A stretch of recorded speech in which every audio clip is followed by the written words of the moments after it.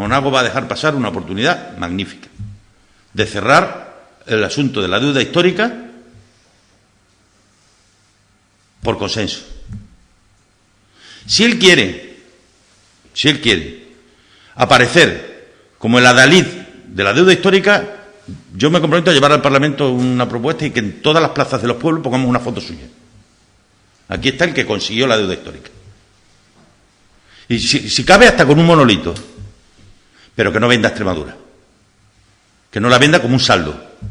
Porque la deuda histórica no es que el señor Montoro le pague al señor Monago, es que le tiene que pagar a Extremadura.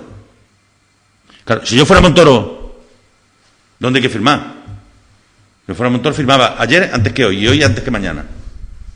Porque Montoro sabe que en los últimos 3 años la inversión del Gobierno de España en Extremadura ha caído más de 500 millones de euros. Y me vienen pidiendo 430 de la deuda histórica. Y como lo sabe, porque no es tonto, dirá, yo a esto le firmo, vamos, hasta la muerte de Manolete, y me pongan delante, con tal de que lo demos esto por cerrado.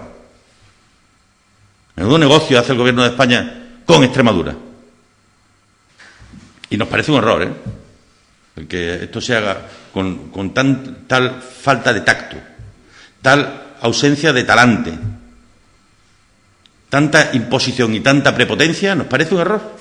Y como tal lo digo, pierde una magnífica oportunidad de haber podido lograr un gran consenso en un tema histórico. Porque ya digo, la deuda histórica no es solo una deuda que tiene Montoro con Monago, es una deuda que tiene España con Extremadura. Cuando yo vuelva a ser presidente de esta comunidad autónoma, yo no habré dado por cerrada la deuda histórica si no hay un pronunciamiento del Parlamento. Y pediré que se reabra el procedimiento. Entre otras cosas, porque lo que marca el Estatuto de Autonomía ya se ha incumplido. Ya se ha incumplido.